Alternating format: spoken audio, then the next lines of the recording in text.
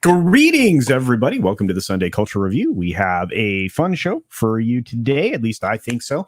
A couple, three subjects that seem to have been focused on throughout the course of the week. Things that definitely got into everybody's feeds on their social media and their YouTube channels. So, of course, we have an incredible guest with us today. We have Coach. There's Coach. We have Coach, or excuse me, not Coach. We have Nick. Coach can't be here. We have Nick from Echo Base Network. How's it going, Nick? Doing good. Glad to be here. Yeah, I appreciate that. Yeah, I got a little bit out of sorts there at the beginning, but you guys have some experience with one of the first subjects we're going to talk about this week, and you guys are a channel people look to for amazing content when it comes to Star Wars and and some other stuff here and there as well. But if you want some great Star Wars content, some honest coverage. So some heartfelt reviews, documentary. The Echo Base does it all, and they're all about being part of the fellowship and really building other people up. They're a positive voice that we really need. So I just want to say thank you to Nick for being here today, and I think we're gonna have a great show. So thank you for that. Right below Nick is Wes Moody, the Wes Moody Webcast. He is one of the people that kind of partnered with me first and did some amazing stuff. He does great streams, whether you like gaming, car stuff, just chatting, you like waterfowl. He likes to go and feed ducks and stuff. You can check out his channel for those things and incredible opinions, especially when it comes to Star Trek and so many other things. Thanks for being here today, Wes. Hey, thanks for having me. Yeah, and occasional interview. Occasionally we'll have we had some weird commie chick on the other day. That was interesting. Yeah, it was amazing. The little I got to catch of it, I need to go back and watch it. It's in my history mark to save. But like I said, it was very interesting. It's interesting when you can have somebody on from the other side and it's somewhat civil conversation. I thought that was really kind of cool. But yeah, go back and check that interview, folks. And then last but not least is AFK Bard. AFK's been with me since the very beginning as well. How's it going, AFK?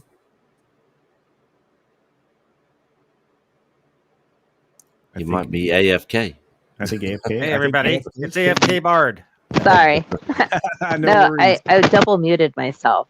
Oh. So, yeah. I hate when that happens. Well, like I said, AFK's been with me since the very beginning. Some great book reading streams, some great thoughts on Stranger Things, some excellent interactions on various other topics. I know AFK doesn't like to promote the channel very much, but do check out AFK Bard if you have a minute. You working on anything in the background, AFK? Any thoughts on something you're going to get out there in the future? Oh gosh, no. I mean, I gotta say that Ian keeps trying to get me to do another review of some sort, and I just keep procrastinating because I'm a terrible person. So at some point, if he still wants to put up with me, we'll do something. I think you should. But with that being said, let's say hi to the audience, and then we will subscribe to AFK because she's a terrible person. No, I'm the worst. He's an amazing person, but do check it out. AFK is great, and of course, Ian. She's talking about the Mega Geek, also known by his actual name for his web series, YouTube's miniseries. I think Rebecca it's called Gold. Rebecca Gold, which is incredible. You should go and just it's its own standalone YouTube channel. Excellent stuff. Again, Ian does amazing work. He is a film writer, a director, creator of many things. So do check out him and his channels. But let's say hi to everybody out there. We got Brightest Day Wrenching. We have that 70s rock fan.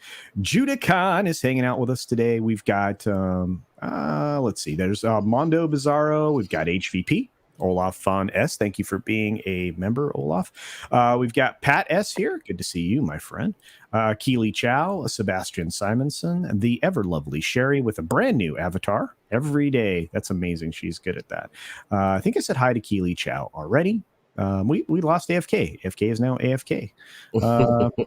Tina Bojan is here with us. Says, good afternoon, friends. Hail to you. It sounds like you had an adventure in getting one of your youngins to school. That's bizarre.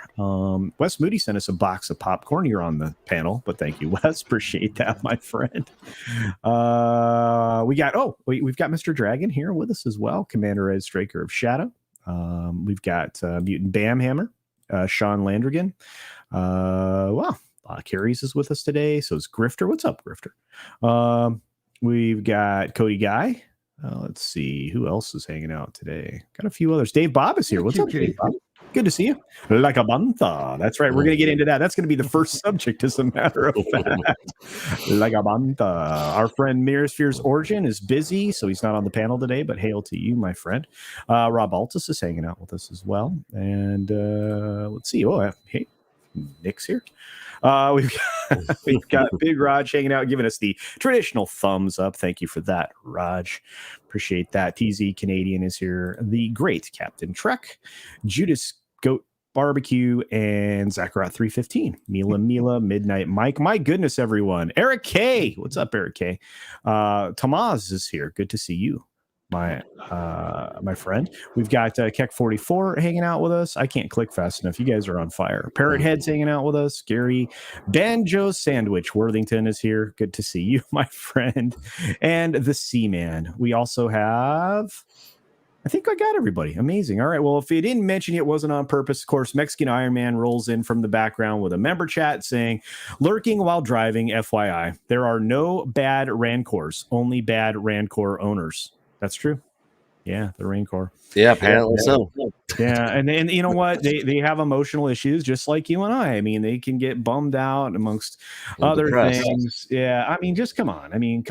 And I brought up a different article, but this is the perfect jumping off point. Thank you, Mr. Mike, Mexican Iron Man. Appreciate it. You got a lot of flack.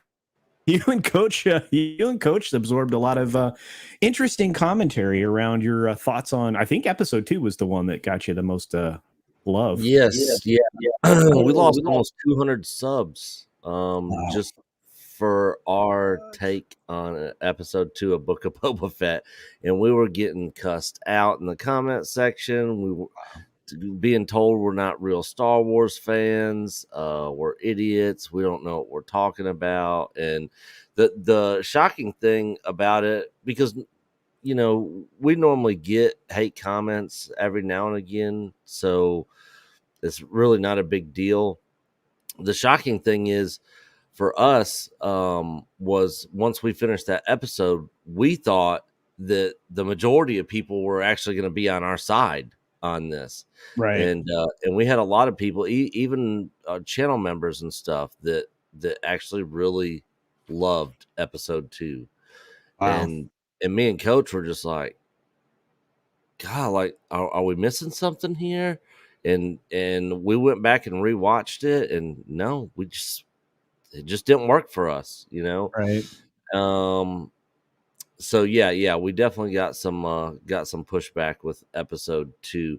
But the funny thing is, all those people that were talking crap about episode 2 were really quiet after episode 3 came out, and didn't have a whole lot to say, because I think the majority of people then switched to, this episode wasn't very good, and now people are starting to get concerned with the continuation of the show. A lot of people are done watching it and are not going to finish watching it until the series is over, and depending on how the reviews are, they're not going to go back and watch any more of the episodes. But I think we're running into that more and more frequently with these streaming shows, right? Because most people, I feel like, are like me, where they're going to give something like 2 or 3 episodes and then fall out. Yeah, I do the same thing with Star Wars Visions. I watched the first episode, which I heard was the best episode. So I watched it, and I was like, well, God, if all the other episodes are not as good as this one, which the first one wasn't that great, it was okay. I was like, there's no point in me watching any further. So I never even finished it. Wow. Yeah, and I don't know. I mean, Wes, have you had a chance to glean anything from the Book of Boba Fett at all? Just from what I've seen, it doesn't remind me of the character of Boba Fett. I thought Boba Fett was supposed to be kind of, stoic, all about business, and somebody maybe that stayed. I don't understand how he gained all that weight in the Sarlacc pit. Yeah, really. Well, I'm not going to go after him for that, but that's all water weight. I'm not going after the actor. I'm going after Boba Fett. Apparently, whatever's in the Sarlacc. Apparently, the Sarlacc eats a lot of carbs. I don't know. Right. And AFK, your mic is a little scratchy. Sorry. Yeah, no, it's okay. It's fine. But and 6 is dropping the links for EBN, Echo Base Network, here in the chat. If you guys aren't subscribed to EBN, check them out. I love Nick and Coach and their approach to everything. They do a great job over there. I've had the great privilege of appearing on their channel a couple of times. Yep. Yeah, and I got to meet Nick in person. I can't wait to see you guys both in Nashville. Looking forward to that. Are you going to make it to the Nashville meetup? I think so. Yeah, I think awesome. so. I think barring unforeseen circumstances with work. Yes, absolutely. Yeah, I'm trying to get Ryan Kennel and Jeremy from Geeks and Gamers to come up for that one also. So yeah, and we're talking, of course, about a pretty cool convention, guys. It's held in Nashville. It's the ICCC. I think. I don't think I have the link handy anywhere, but maybe the mods can grab it real quick. It's I can post it in private chat. But yeah, it's a fan convention. That is put on by fan for fans, and Ian McDermott's going to be there. A lot of other celebrities are going to be there. Rebel Force Radio is going to be there. They promote this con as well. Right. And it's Star Trek, Star Wars, video games, comics. Like it's everything. It's not just Star Wars. But they're actually even it's gotten so big that they're actually rented out the entire Sheraton Hotel for only people for the con. So the rooms, everything, which we a couple of us all went in on an Airbnb that's close by. So we actually got a house that we're actually going to stay at. Smart. But it should be a fun time. And I did post the link for that. Yeah, I saw it. I got it. I'm grabbing it right now. Yep. Yeah, and guys, the con we're talking about is incredibly fan oriented. Let me switch the share here real quick to the actual con that I did. I don't have it. Definitely not a Disney. It is, but it's like I said, it's very much a fan event. I'm going to put it up on the screen here. And I'm really stoked. I'll probably stay in the hotel because I won't be able to stay for 4 or 5 days. I'll only be there for a couple, but so it's April 29 to May 1. Obviously, this part of Nashville is amazing. You can walk around and get a lot of entertainment out of it.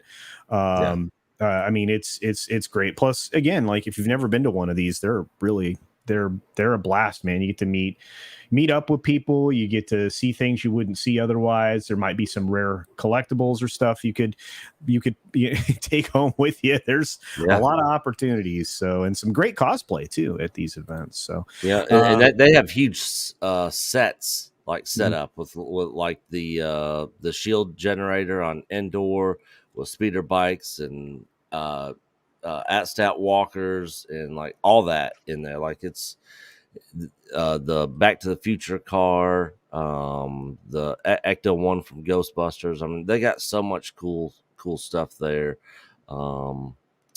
Timothy Zahn, I think, also is going to be there. Steven Sansweet, who's Rancho Obi-Wan, the biggest Star Wars collector in history, Wow. So just a lot of cool stuff there. It's definitely worth the trip if you guys are able to make the journey to Nashville. Nashville's a fun town. Yeah, it is. I'm putting the link in the chat. Like I said, I thought I'd already done it, but I guess not. And that'll get you where you need to go. But like I said, I always enjoy these events. It is a chance to meet up with like people people you don't know, and you'll get to know. There's just a lot of opportunity to hang out with people who love Star Wars and many other things, of course, because it's all about different fandoms. It's really cool. Really cool. I really need to see the Ecto one in real life, so I'm gonna have to hang out and get my picture with that. Yeah. So, Rob Alta says something. You've got a lot of people in the chat saying you're right. I have to agree. This show does not rise to the standards, and I know you guys liked episode 3 better, or at least Coach said outwardly he did. Yeah, episode 3 was our most least offensive to us, but it was also probably the most cringe episode out of all of them. So like episode 2 was the one that we hated the most, Right. because we're like, what's going on with the Sand People? Like, why are they using the Sand People this way, to kind of, build his character up and to dive into the Sand People culture? Like, I just didn't care about it. And then that weird trippy, Trippy went on with the lizard up the nose. It was just so ridiculous. Yeah. The third episode was our least offensive episode. Then the first one, then the second one is the order me and Coach both agree on at this point in the series. Well, let me ask you this. Did you enjoy Danny Trejo's performance as the Rancor Whisperer? So I like Danny Trejo. He's awesome. Yeah. He is awesome for sure. But when I saw him, he just felt kind of shoehorned in there a little bit, and he kind of felt out of place a little bit in Star Wars. That's just for me. A lot of people loved him as the Rancor keeper for this Rancor. But it was a little bit jarring for me seeing him, because I know him from so many other movies that are so not Star Wars, Right. One of my favorite movies he had a small part in was Desperado. Yeah. Where he was the assassin in there with did all the cool shit with the knives and stuff. Right. But then of course you got Machete, and it's just like, man, Danny Trejo in space on Tatooine. Like, I don't know, it just felt kind of shoehorned because it was directed by Robert Rodriguez, and just felt a little out of place. But again, I love Danny Trejo. A lot of people loved him as that character in this. It was, kind of, it wasn't like a absolute hate for me, but like I said, it did feel a little out of place and jarring. Yeah, I don't know. It was pretty odd, but I don't know. I mean, Wes, did you get a chance to see the episode at all, or any of that? No, I don't know. I've not really had a lot of interest in the Book of Boba Fett, so I've really just seen some. It's like a banter, and some of the other things that were going on. I'm like, yeah, that's not Boba Fett. Okay, I'm out. Mm-hmm. Plus, with all the controversy over Gina Carano, I'm just kind of done with Disney Star Wars. Well, and this may have killed my enthusiasm for it completely. I think to be honest with you, I came to the idea that Star Wars was dead for a while. I don't know if that's where you're coming from. I mean, what happened with Gina, of course, felt like the last straw for a lot of people. So I get where you're coming from. Yeah, and a lot of people are in that boat. Yeah, I mean, as long as Kate. Oh, sorry. I'm sorry. Go ahead. I was just going to say, as long as Kathleen Kennedy's around, and I mean, there's just no way. I'm just forget it. It's done. I mean, and the funny thing is, with that Luke Skywalker appearance, I'm getting upset. They were winning fans back, and then they just had to go do something stupid like publicly humiliate Gina Carano. I mean, they didn't have to do it that way. It was just really unprofessional. Yeah, I agree. Agree more. AFK, you have any thoughts around that at all? Well, I still am I unmuted, or can you hear me? Yeah, you sound great. Yep. You're unmuted. Okay, awesome. So I still haven't seen it, but I kind of measure it by my lack of interest, because I made the promise that I would watch it with my mom, and we keep having rain checks on each other, so the episodes just keep piling up. Oh boy. And I'm just not feeling pressed enough to go watch them by myself, because I know I'll eventually watch them again. But I keep hearing about the things that they're doing, or the choices that they're making, that are they're all on their own pet peeves of mine, which definitely doesn't bode well for my enjoyment of it. And one of my minor pet peeves has to do with cameos. And if they're done right, they work for me. And so when I heard that Danny Trejo was going to be in this, I was like, oh, really? Oh, well, okay. And so I just assume, I don't know, I haven't seen it, so I don't even know how he's presented. But my guess, maybe I gave them too much credit, was that they would make him physically unrecognizable as an alien. Or was he just like Danny Trejo? He was just like Danny Trejo. Okay, so see, that's my pet peeve, because it breaks the fourth wall when you have an actor that recognizable. And that's why it was jarring for me. Yeah, and and I go back to the dud of the movie, the Terminator, was it the fourth one? Dark Fate?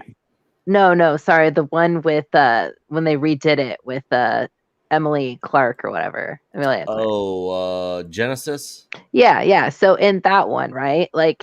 Even if you hadn't seen the trailer, there's this the very beginning of the episode, the movie where they're all gathering and they're gonna do the time travel or whatever. Randomly, Matt Smith walks up. It's he's there for a reason, because he's an actor with a name in a face. It's I don't know. It just when they have stuff like that, it just bugs the crap out of me, because it completely ruins the storytelling element.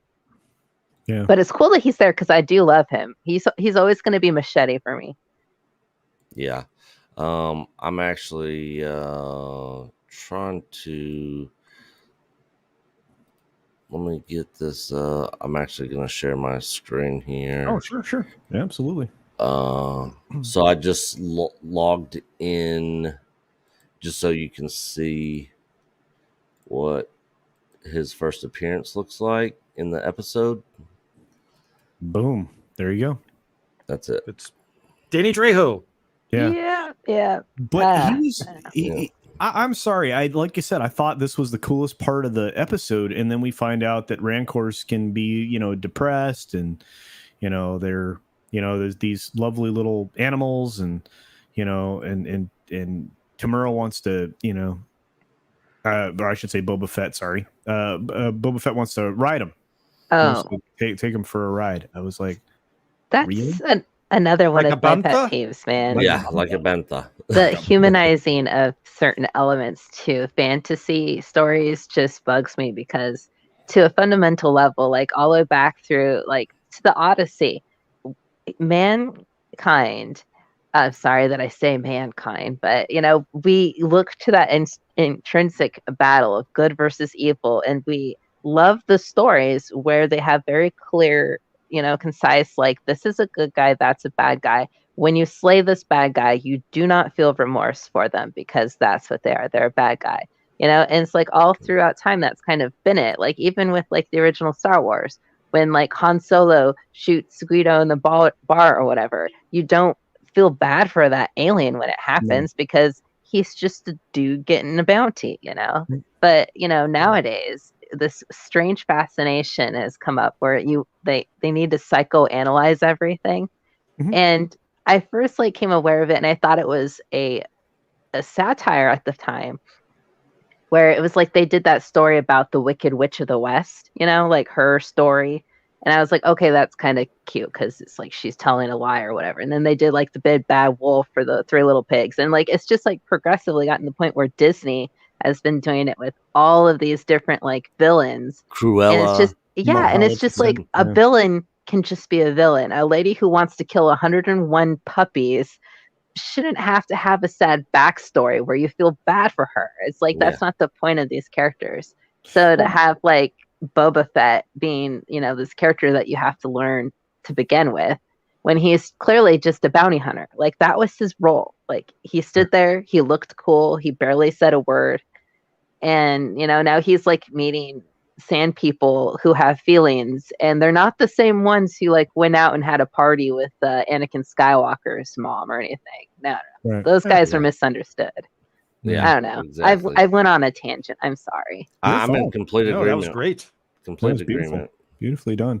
Yeah, and this is a question for you, Nick. It says, question to Nick. Do you and Coach have a concern that there's maybe not going to be that good Star Wars as we proceed on? And are you worried about the Obi-Wan series? Good question. So, yeah, this show definitely has me concerned moving forward. I really enjoyed aspects of The Mandalorian, but there was a lot of episodes. Like if you go back and watch our early reviews of season 2, especially, I was not a fan. It wasn't until the last 4 episodes where every episode actually got better for me. And I was like, wow. That's when I had hope that there might be changing, having a course correction. But after seeing The Bad Batch, which was a struggle to get through, and watching this so far, Coach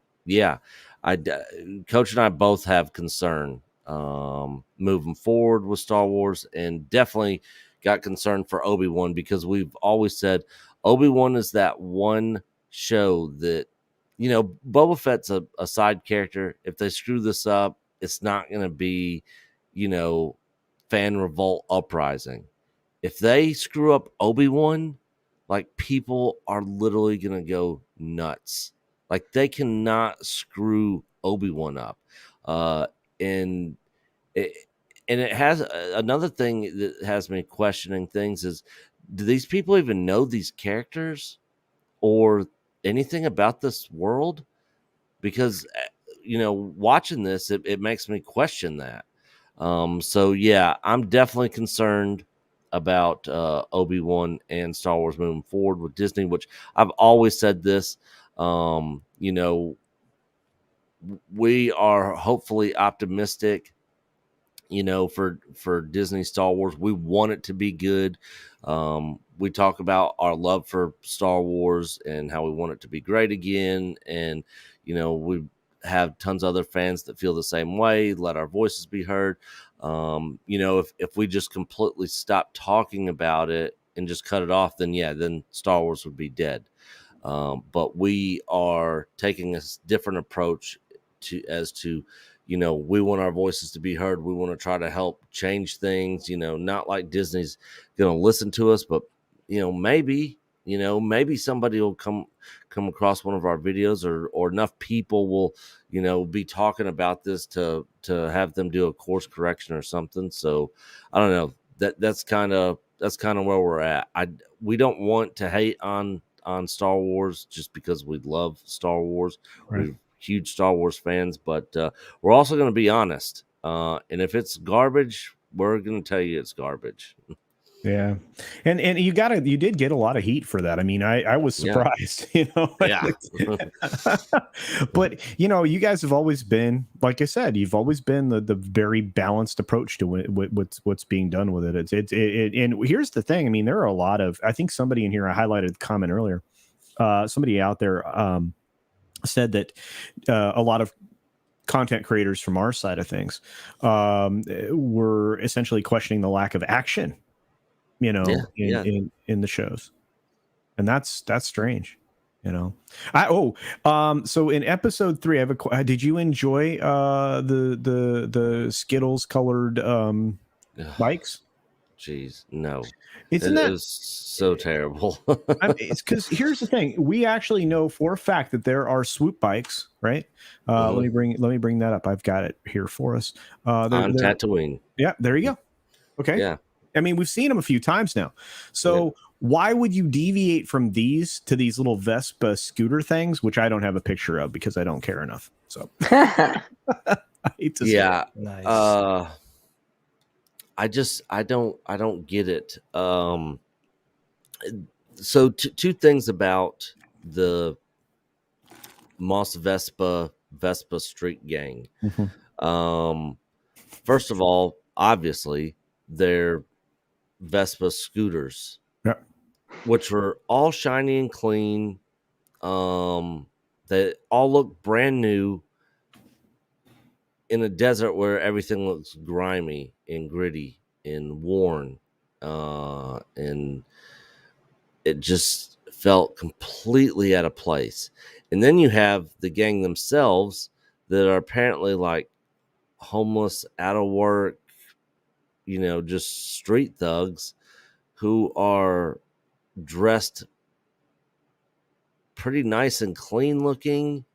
But then they got their cybernetic droid parts, like who is just going to be like, let me chop my arm off or chop my foot off and put droid parts on me. It just like, it would make sense if they were like, oh, they were this gang that fought for Jabba and were then cast aside, from losing limbs in battles, and then, now they got droid parts, something, steampunk. But yeah, but it's just so ridiculous and cringe. It just doesn't work on Tatooine. And then everybody's like, oh, you guys obviously don't know Star Wars because George Lucas had a 50s diner in Attack of the Clones. Yeah, everybody remembers that, and everybody complained about that too. Yeah. So just because that was in there, and then they would show pictures of other speeders and stuff in the prequels that had like a 50s car design look to it. And I'm like, yeah, but that works on Coruscant because it's a whole planet of a city, where everybody's pretty clean for the most part and everything's real formal there. This is a town in a desert on the outer rim on Tatooine. Like it does not work here. I don't know who the designers of this show are, but they should be fired immediately. They obviously don't get it. And whoever the directors, producers, writers that were on set, when there were all the filming was going on, and like nobody said anything, like if I was in charge of directing this and then they brought the stuff out and brought the gang out, I'd have been like, this does not work. Scrap it. I want them to be in clothes that work for this atmosphere, for this planet, and just bring swoop bikes in. We used it on the other episode with the Sand People, so they already have them, so it's not like they got to put any more money into it. They can just use those ones. Sorry. I was just gonna say, so yeah, that's kind of my thoughts on it. Just completely felt out of place, and just did not work at all, and was completely cringe. Yeah. AFK.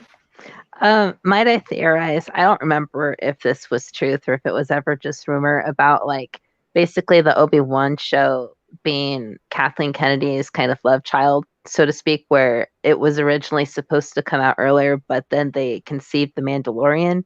Because like I always got the feeling like this was like the redheaded stepchild that like got pushed aside. So like all of even the creativity and like the forethought that went into it, like is lacking. Because like this, I'm sure a lot of the people working on this also worked on The Mandalorian, but it just feels like from what I've seen and what I've heard that no one had the passion to like actually build something, that was believable. Like that's the one of the things that I really liked about The Mandalorian was that, like, at the very end of the day, if you went to a village, like you saw, little bits and pieces of it, it felt really real. Even when he was on Tatooine, like everything you saw to an extent was like, necessary, but it felt like it.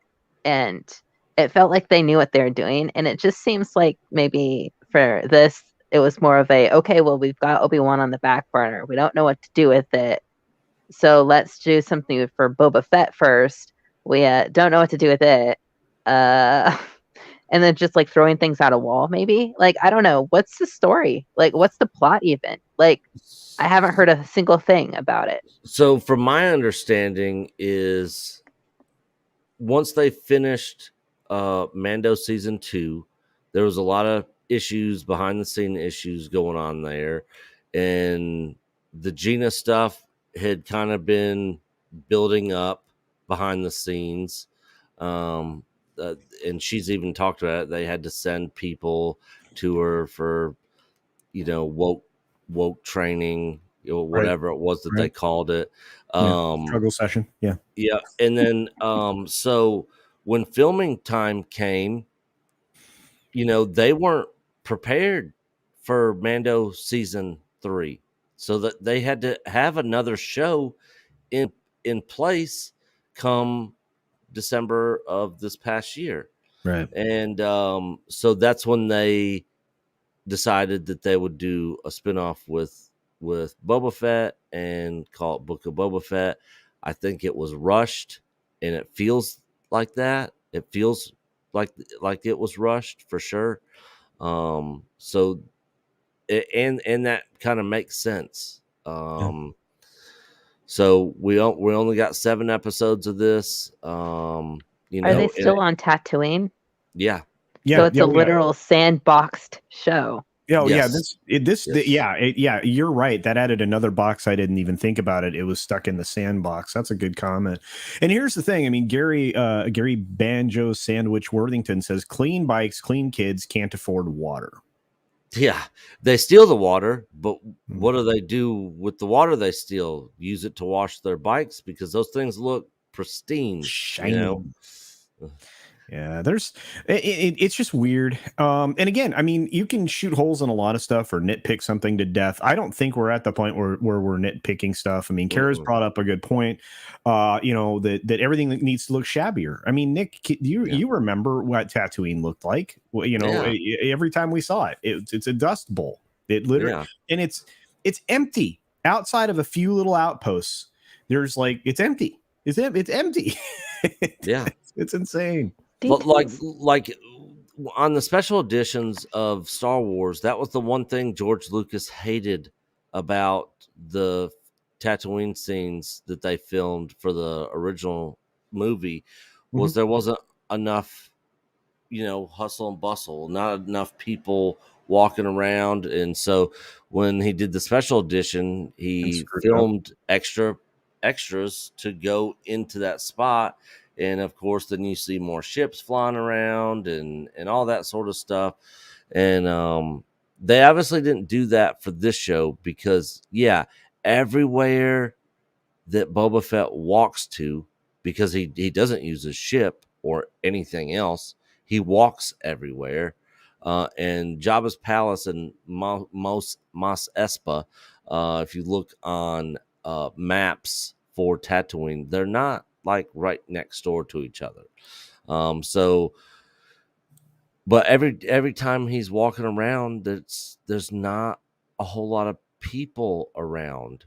They'll have like a couple shots where they try to, some tight shots where they try to squeeze some behind the scene extras in there, but it just feels really empty, for a lot of it. Of course, there are some scenes where there's quite a few people in the shop, but for the most part, it just feels empty and abandoned. I hate to ask, but do you think it has anything to do with filming restrictions because of the Koof? Because I know, because I've seen like some ads for like the fall comedy shows, which God, I cringed at, but so many of them are filmed like awkwardly like blocked, where like they're standing too far away than usual. And immediately I was like, oh, this is going to be an awful season for shows, just because I don't know if they'll really be able to act normally around people. Yeah. The thing is, they could always do what Lucas did and basically just add people in there walking around in post. So True. Just let's just film one person. We'll have one guy, or one girl or something that's gone through all the tests and for the coof and everything, and then we'll just put them in different outfits and costumes, and we'll just film them walking around, and then we'll just add them in post-production into these scenes to make it look like there's more happening. Yeah. I mean, if anything, they could film it ahead of time and use those smart screen things that they have and like have them in the distance. Yeah, absolutely. But then of course you got, budget, and, doing all that stuff costs money. So I don't know. I know one thing they could have kept the money that they paid Danny Trejo and the money that they put into these ridiculous colored bikes, and they could have cut corners on budget and put that money into some post-production stuff to make it feel more lived in and feel like people are actually there. So I don't know. It's been disappointing. Yeah, I mean, you guys, both you and Coach have been very, very clear on some of this stuff. But one of the things that I think that we're missing, and why the chase scene with the bikes and the speeder looks so stupid, was because they're shooting that all on a stagecraft facility.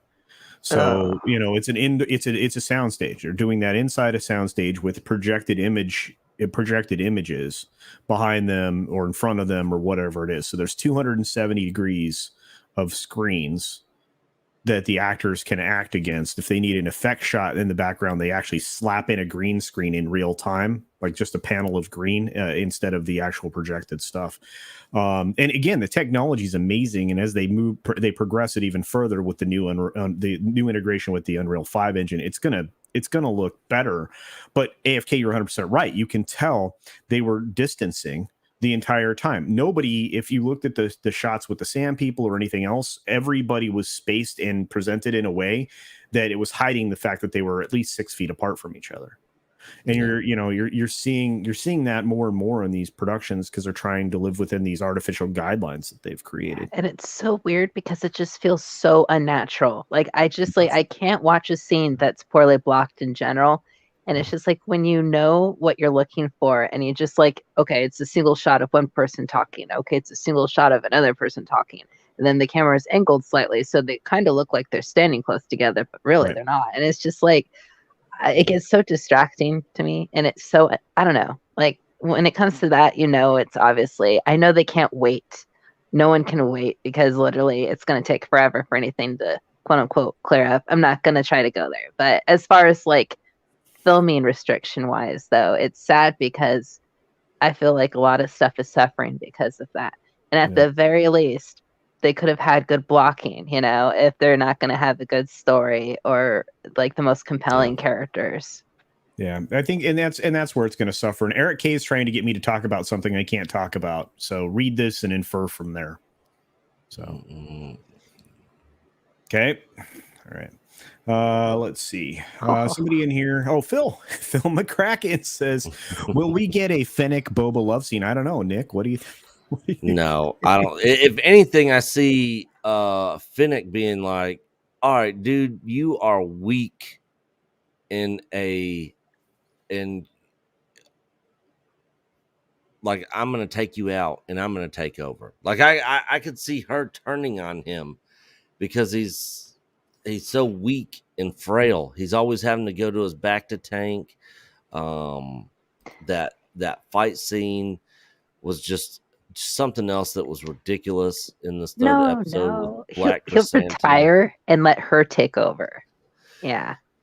Yeah, like I could totally see that happening before a love scene between these two. Yikes! Okay. And with Disney and Sand People Lives Matter agenda that they got going on over there, I could see the love interest being the female sand person before Finnick Shan.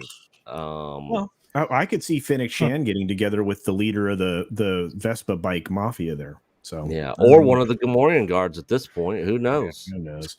But this sounds freaking awful. Yeah, you're a lot of badness, and wow, we've gone 4 minutes on one. Congratulations, everyone! But Carrie says something I think we should all take to heart. Tatooine is the size of Mars. It has 200 people living on it. There's not much going on. It's time to leave this sandy, boring planet. And that talks about, like I said, this planet had a few outposts, but pretty much fairly barren and very spread out. So this is my question. I don't know. Oh, sorry. Yeah. Oh, well, I don't know about you, but I hate sand. It's coarse and it gets everywhere. Yeah. You're not. The chat's been making that joke the whole time too. It's not wrong.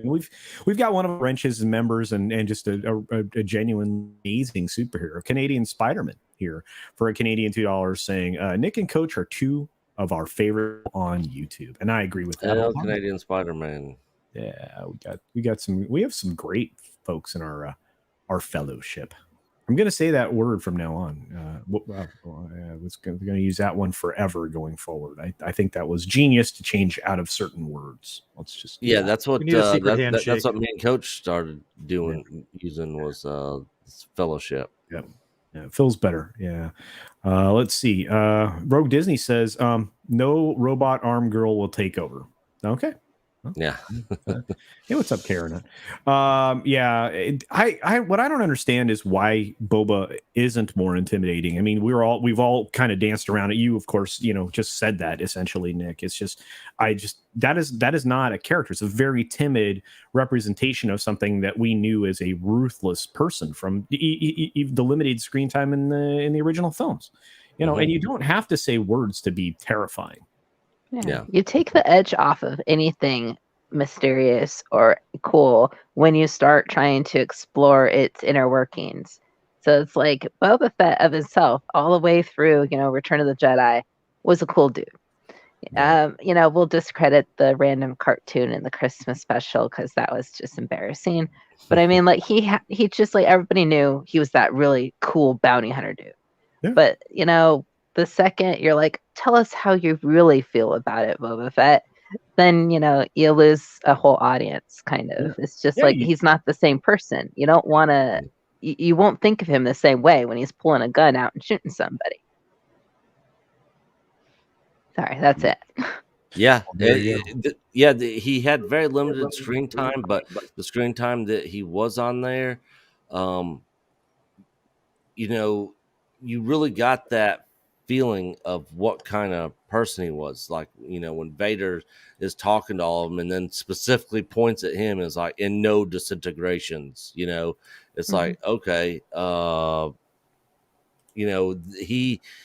this is somebody who's ruthless. And then when you see him later and he's like, if he dies, he's worth a lot to me, and Vader's like, look, we'll compensate you.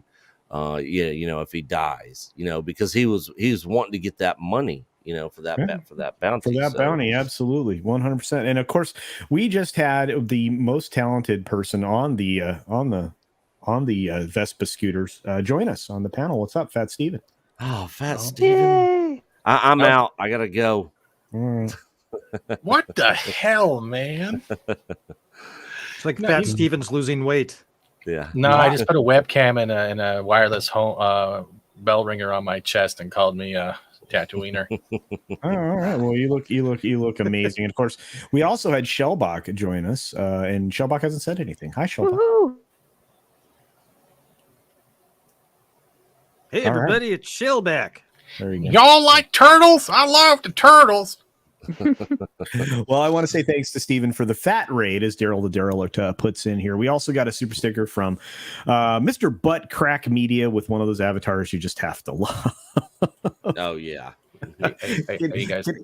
Canadian Buck 99 up. Thank you very much. Yes, Steven, we're just rounding out with the Boba Fett talk from episode 3. Did you want to weigh in? Oh, I would love to weigh in. Where should we start? The Captain Planet tier Vespas, the fact that Pee Wee Herman sponsored those Vespas, that they can't afford water, but they have these shiny little hot rod American Graffiti tribute vehicles that have no sand damage at all on the planet. 90% sand and wind. How about the fact that the whole thing with flashbacks and Boba and the Tusken Raiders, even though Boba never even attempted to get those bikes and teach them how to ride the bikes, they probably wouldn't be dead right now. So he's pretty much his own problem for trying to change his ways, and all he's doing is okay. There's one character in the Boba Fett series that is not getting any screen time, and that's his blaster, but he holds it like a latte from Starbucks.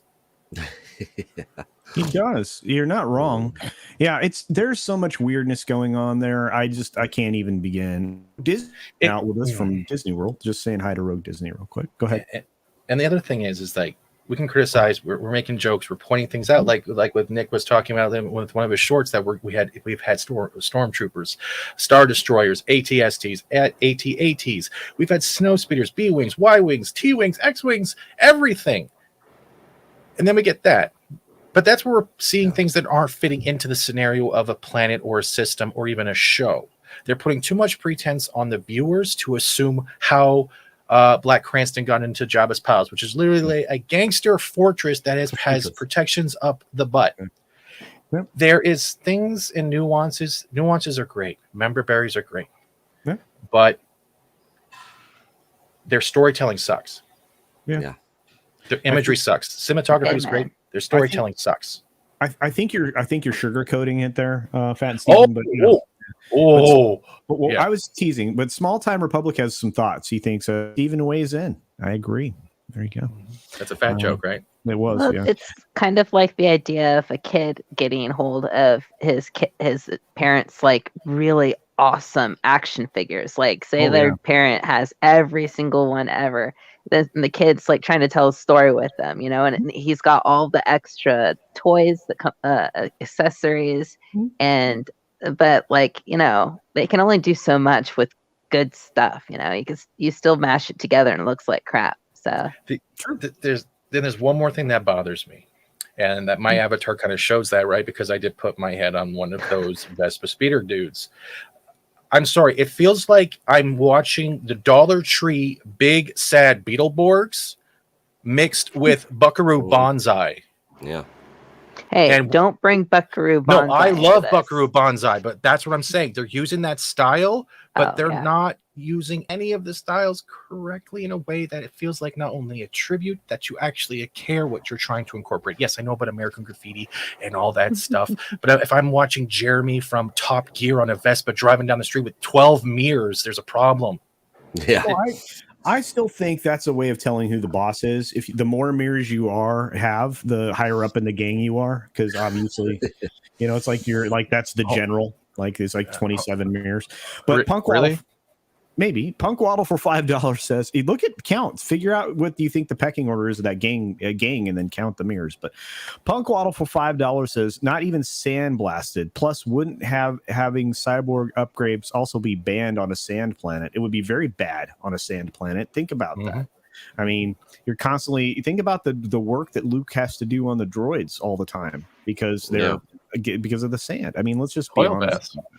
But I feel like you guys, last thoughts on this, because I want to move on. We've been almost an hour on it. We got a lot of great people here, chatting about it. You guys, any thoughts on what Punk Wobble has to say or anything about this show before we wrap up Boba Fett?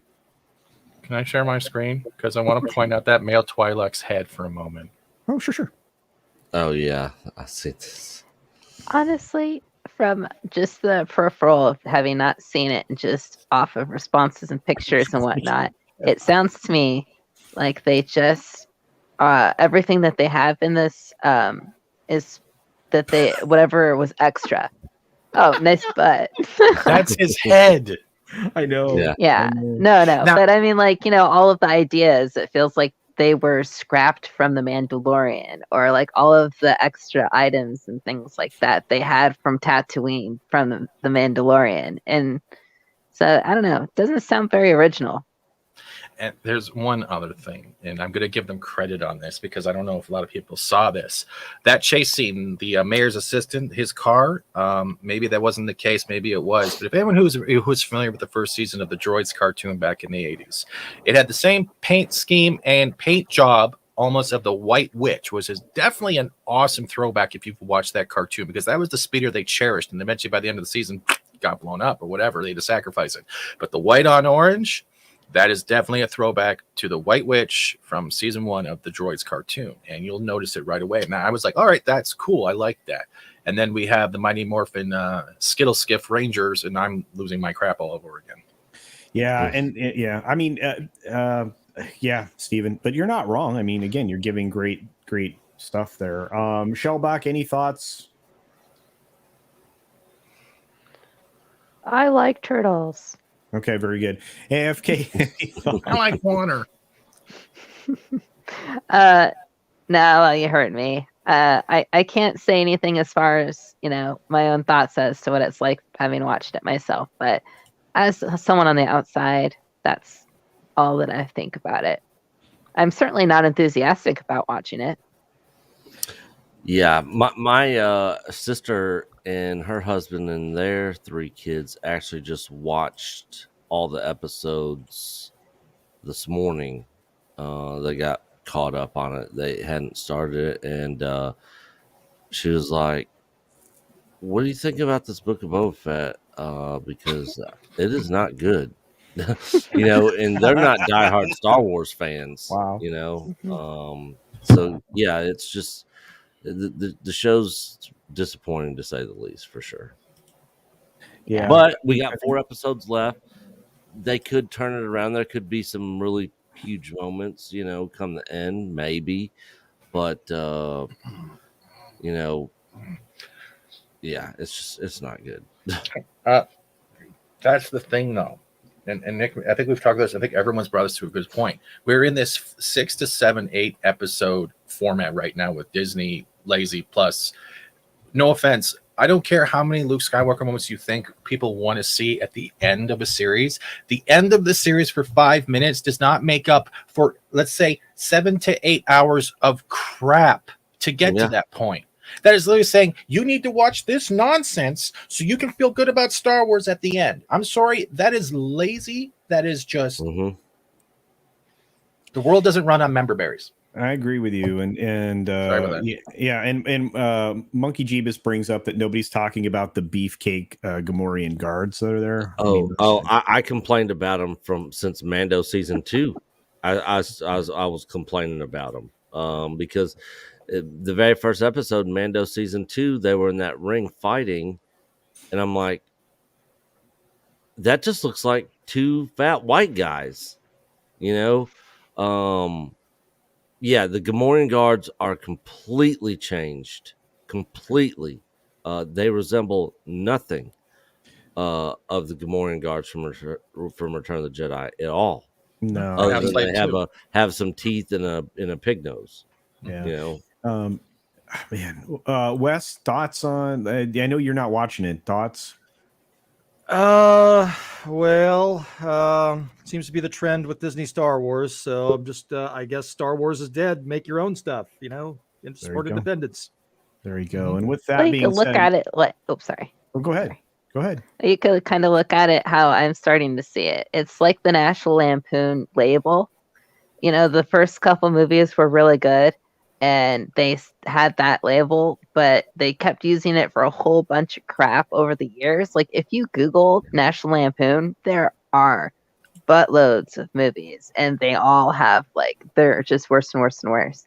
And so it's like with Star Wars now, I think since it got sold to Disney, it's like they maybe made a couple movies that were entertaining, but now the more ideas they're flinging at the wall, the more it's like all those extra movies. So for me, it's like I can't say that I I love Star Wars anymore or I love Star Trek anymore. But I do preface and say, well, I love the Star Trek Deep Space Nine or, Yes. Star Wars, the trilogy. Just like I would say, I love National Lampoon's Christmas Vacation and the Las Vegas Vacation and the original Vacation. But then everything else National Lampoon is a piece of crap.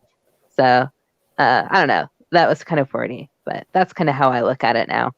Right. And I think a lot of people are looking at it like that right now. But I want to say a huge thank you to an amazing person that I got to meet personally, and I will hopefully will get to hang out with in Florida very soon.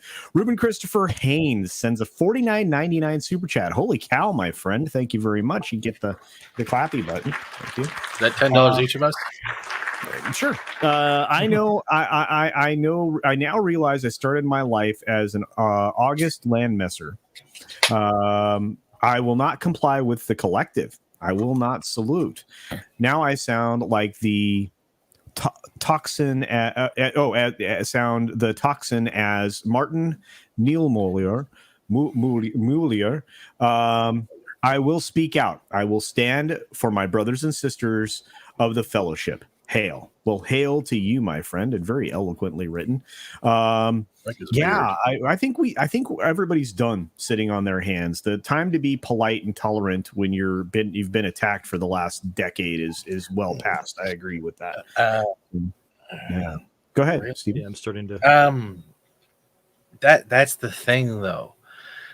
Polite and thing might be the only thing that keeps us from becoming the things we are trying not to have take over. I guess if we had picked the battle before you jumped the gun. I understand what you're saying, Stephen, and you apparently said something right earlier. Valiant Renegade for $10 says exactly right, Stephen. Well, thank you for that, Valiant Renegade. Says nail on the head, precisely how I felt about Boba Fett, Boba Fett, and any alleged rumors of famous character appearances. This show has so far shown it will emotionally nullify any of them. Holy cow. Yep. Cheap Trick is a great band. But we are seeing that a lot in the devaluing of various things. And AFK just talked about National Lampoon's Book of Boba Fett is a great idea, Glinzer. I feel like that's where we're at. We are losing our culture every day, so we need to walk away from this crap. I think we are, Christopher Haynes. Yep. Ruben, I think we are. I think that's been happening a lot. I mean, like you said, I'm done. I watched 3 episodes. I'm done. I'm going to bring Shellback back in. Hey, Shellback, can you speak? Can you hear me now? Yeah, we can hear you now. Yes. Your final thoughts on Book of Boba Fett, or if you have any. Well, I'm going to say something positive about the show. The scooter crew. I call them the Jolly Rancher scooter crew because after I saw those scooters, I wanted to go out and buy a pack of Jolly Ranchers. Nice.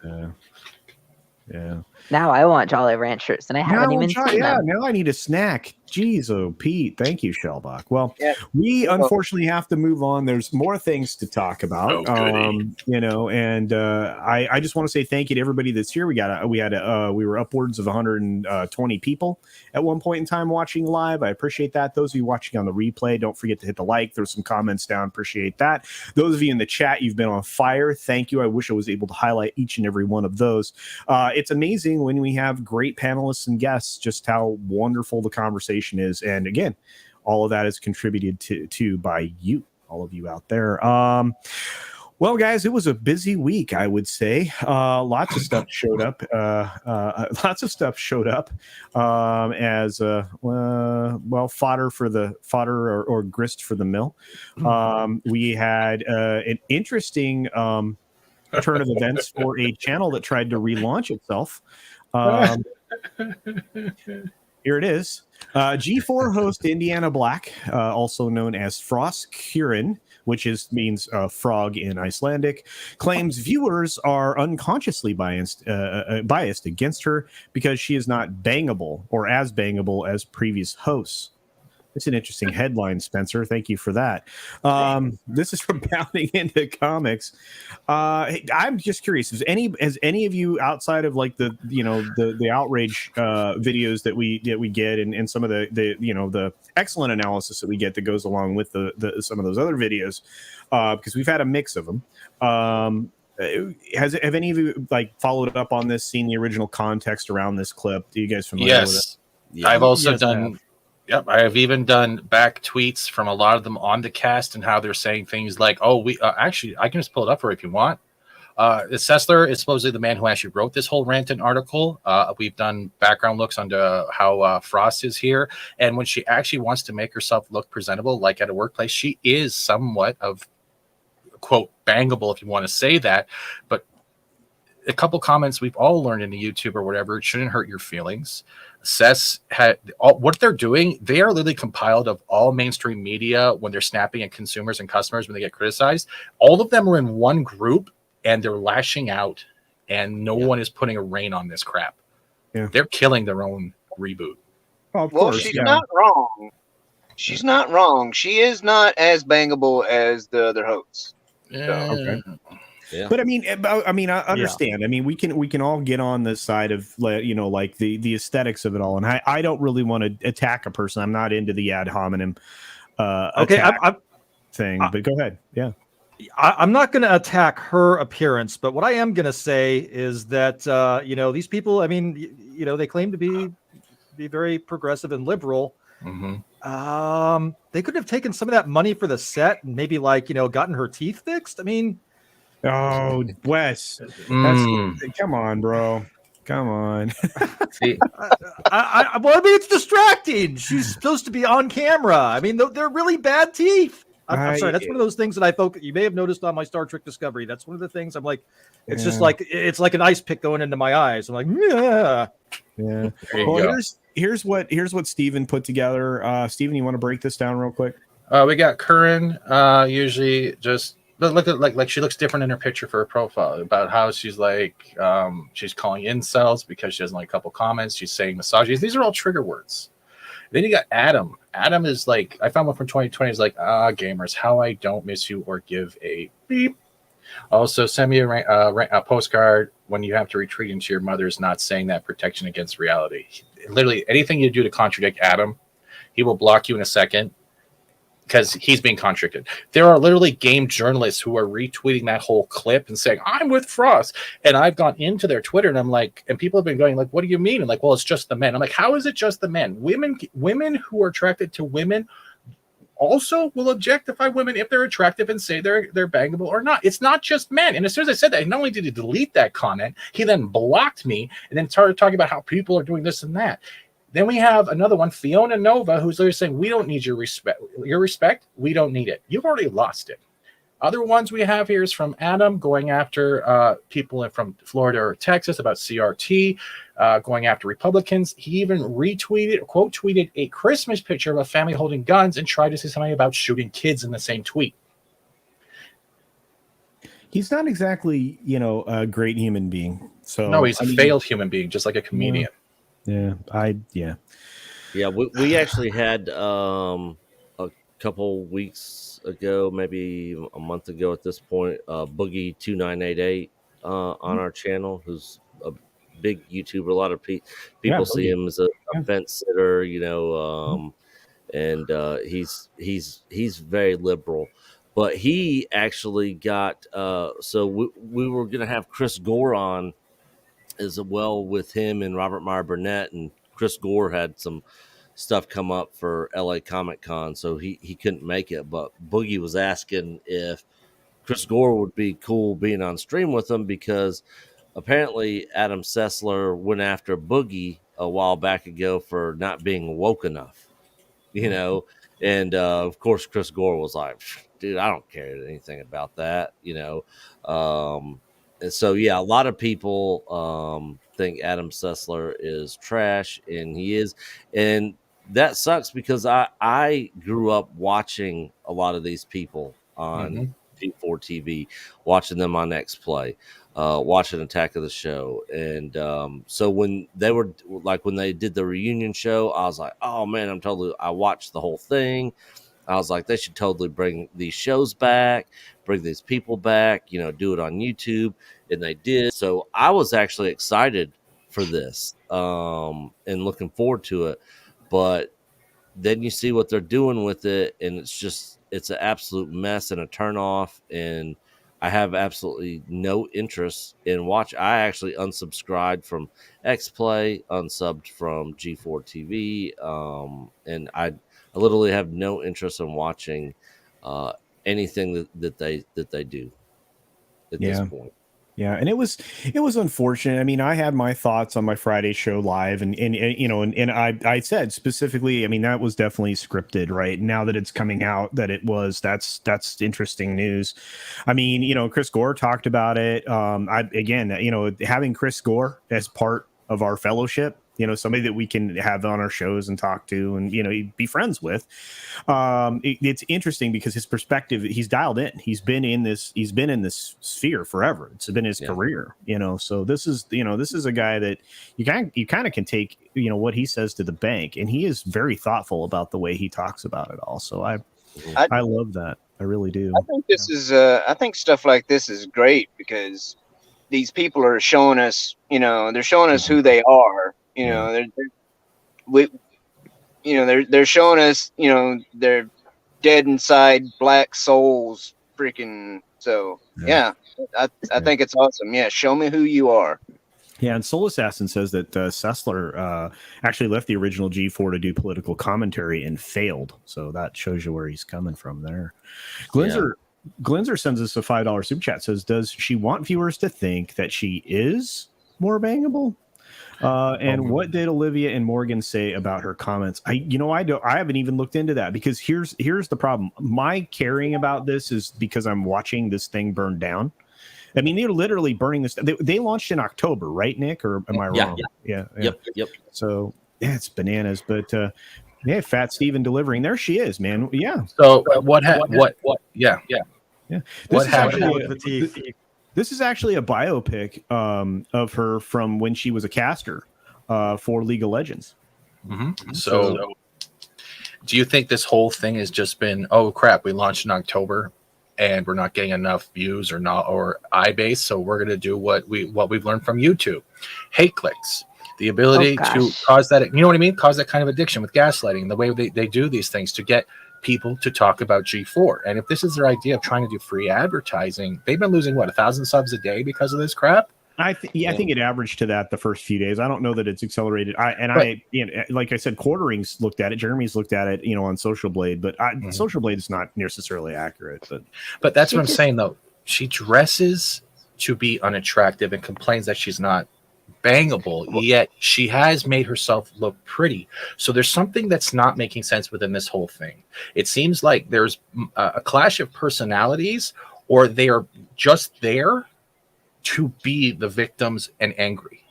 Right. And I see this smile, and I don't see what the woman we saw in that clip. And there's something going on. And I'm not defending either side, but there's something that does not make sense within this whole fest of drama that's come out over the last little while. It certainly didn't feel comfortable because I saw her, like the clip where she rages about basically how she gets more heck from when she gets heck from lines that's been written for her that that's because she's not attractive or a female. I don't know what it was, but I honestly don't feel like that might have been scripted just because of how awkward the other guys look. They don't say a single thing. And I feel like if that had been planned, they would have at least had something smart to say in response to it. But it was scared. Kind of they went into defend mode. Well, I think, look, I'm gonna say this one more time. The reason I believe it's scripted is because it appears she's reading a teleprompter. Yeah. She also talked very specifically about everything on their show is scripted, and they don't necessarily play. She revealed a lot. I meant I know. I don't doubt that the show is scripted. I just meant her breaking down in that moment. I don't feel like that was scripted per se. She I- just seems like a very volatile person. She is. I mean, she's been diagnosed and she publicly released back in 2020 that she has borderline personality disorder. Not surprising. Yeah. Her- So You guys know what this all started over, right? Red Dead Redemption 2 review. That was part of it. Yeah. And then her views on Xbox and PlayStation. Oh, PlayStation, which was inaccurate. Yeah. Yeah, and BioWare, like she said a lot of stuff that wasn't accurate and was just plain not true at all. So yeah, a lot of people criticized her for it, and so because she got all the criticism, and Adam Sessler even said after she got done with her little spew, you're going to be taking this one like get ready for the hate train, with your comments on this, and then that proceeded to her basically trying to play victim, like people were going after her because she's a woman, which had nothing to do with it, Yeah, and that's the weirdest thing of it all, I think. But let's read this comment from Keck, and then we got a couple more real quick. Keck says, Keck44 says, well, it kind of worked. I mean, oh, sorry, Nick, I didn't realize I'd left you there. It kind of worked. I'd never heard of G4 before all of this blew up. Their name is out there now. I just never knew. I didn't care that G4 existed. That's a great way to put it. Well, that's the sad thing, though. They used to be a really fun show, like when they were back on TV. Like they were like the only place to go for gaming news for a while for me. I was really excited. They even like went to conventions and like filmed on the floor and like talked to people, and like they had a thing. But I didn't realize this was the same G4 until like Culture was explaining it to me before the stream started. And I'm shocked because this is not the same thing at all. Not. G4. The E3 coverage that they would do every year, I loved it. I tuned into their show all the time, and got everybody's takes on all the newest games coming out, or the newest consoles, or the Consumer Electronics Show they did in January when Attack of the Show canceled at CES. They did a great job. Code Monkeys, and they had all that stuff. Like that show was it was great. You're not supposed to live up to the tier of the previous host. You're supposed to live up to the tier of what you want G4 to be. And the problem with Frost, even if that rant was written by Adam, because it definitely has the feel of his rage and whatever the hell sociopath tendencies are in his head, you made yourself look uglier by how you wagged your finger and blamed everyone else. Well, right. And it's a workplace. If any of us did that in our workplace culture, we would have been fired on the spot. You're right, but it's a victim culture. Nick was talking about it just a second ago. Go ahead. Sorry. No, go ahead, brother. If Olivia Munn or Morgan Webb had said the same thing, if they had went on the same rant, their physical beauty would have been negated right there on the spot with me. So it's the attitude, man. The attitude. Yeah, it doesn't matter if you're a beautiful person on the outside and you have a shitty personality, you are not attractive. Amen. And that's the truth. I mean, it all comes down to, what you find, if you're surface level, and you're satisfied with that, that's one thing. But most people they want to get to know people in a deeper way. And if your personality is trash and you're putting that on display, that's not really, that's not that super positive for that kind of a job. But Darius Munchausen sends us his traditional box of popcorn. Thank you for that. And as I was saying backstage, AFK was talking about it, I was saying this was like the gamer version, the nerd geeky version of the Man Show, right? It was the same concept. They had great skits. It was really fun when it was on TV. A lot of them very risque. Yes, very. And they sexualized, men and women both on the show, on a regular basis, and people loved it, and it was a fun show, And now it's just like, oh, we can't. It's like the culture in the world we live in is completely changed from when that show was on the air. Mhm. And now it's like you can't do anything now. And You still it's can. so stupid. You can still do it. They just, everybody's going to attack you for it. Right? Yeah. And that's what we need to do. We need to go back out there. And this is the stuff that we all talk about all the time. Make your own content. You guys make stuff. I mean, I know people that make stuff, make stuff, because that's the only way to fight back, is to make stuff and make people laugh and have fun. We need to, I think the best suggestion I think I've heard is we need to figure out a way to write the blazing saddles of the woke trash and just burn it to the ground, because believe me, the world, that thing would make $1 gazillion if you get somebody to distribute it. But Ed Brewer is also correct. Leading into this conversation, before this, the script went off script, however you want to look at it, with this thing with Frost, the part about Red Dead Redemption 2 being awesome, 100% true. Yes, actually, I think it's one of the best games ever made. Go ahead.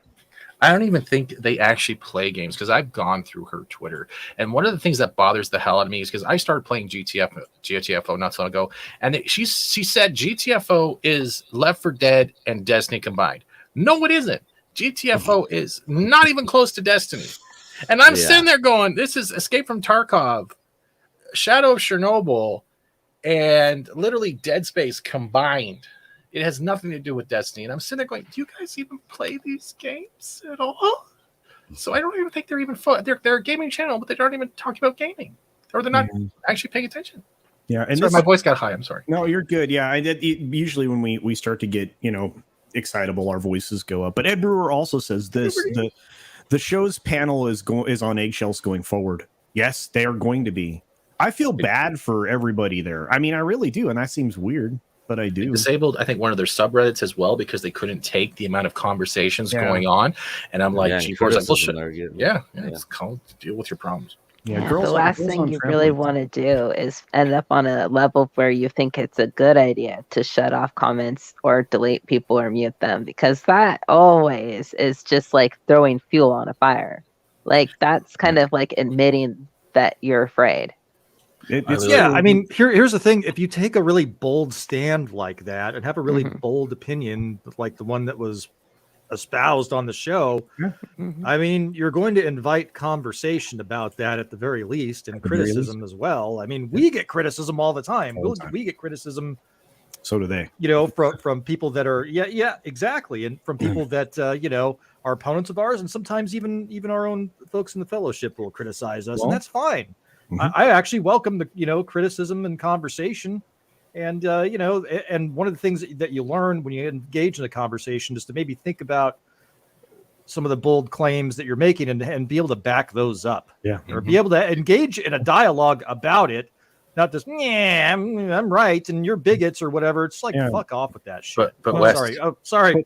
No. But Wes, I was getting mad. The one thing that's different between them and, let's say, the YouTube community when it comes to criticism is that we have a backbone. Well, I'm not sure that that's fair, but like, for example, it is fair. Well, no, because there are some people on YouTube that really they feed into the victimhood too. But you're right. If the people that are represented here, especially this man and Coach, they just went through a little bit of a challenge. Yeah, they did. Yeah. So, and you made great points in your opinions. You backed them up, and you guys just are like, we're still here. We're still here.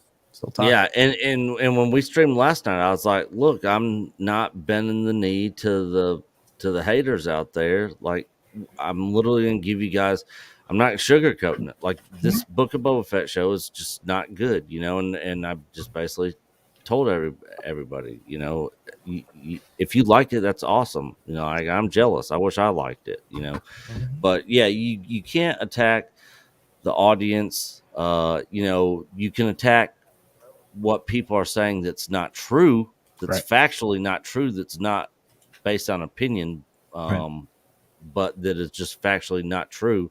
And we'll 100% do that, but everybody has their own opinions, and when it comes to stuff that's subjective, like Book of Boba Fett, nobody's wrong. Everybody is right in their own opinion. 100%. That's their truth. Oh God. So, But on the G4 stuff, Blair Herder, who was also on G4 back in the day, he's actually the one running things over there now. And I don't know how much experience he has running a company. But I hopefully he steps in and makes some changes or something. But yeah, he was on the show. He's the one that ended up marrying Jessica Chobot, who was on there. I don't know if you guys remember Blair or Jessica. She ended up going to Nerdist News after G4 ended. I don't know what she's doing now. Jessica, she was hot.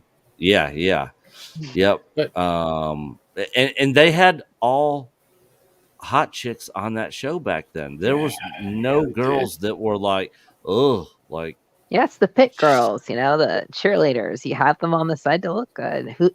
Who's denying that? There were that's no so frosts stupid, right? on the show back then. Nick, can I ask a question quickly? Yeah.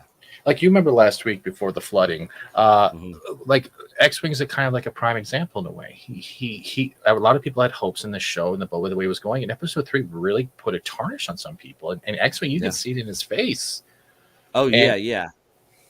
It was just like, I felt bad for him in a way, because there's a lot of people that have a lot of hope in Star Wars, even Disney Star Wars. They want to see these characters not live up to their expectations, but come to life within what we have known about them. And it's hard to watch your heroes or your anti-villains, your anti-heroes, whatever it is, the ones that you actually love to death, not respected. Yeah. And you don't know how to help those people. Yeah. You don't. But I there's one more subject I want to get to. Do you guys think we've frosted out for the day here? Totally foreskinned. Okay. I thought we were going to be able to spend more time on it, but at this point, it's just like it's the same old story over and over and over again. Whether it's foreskin or Star Wars or what passes as Star Trek these days. Well, what they're trying to pass as Star Trek these days. It's getting old. Yeah. The mad lesbian. There you go. And I want to let Thomas has been here for a bit. I appreciate him dropping in. I've been highlighting his chats, but I haven't got to read one in a minute. I'm going to say this. I think Disney Star Wars is enjoyable for me, says the Guild fan. And you know what?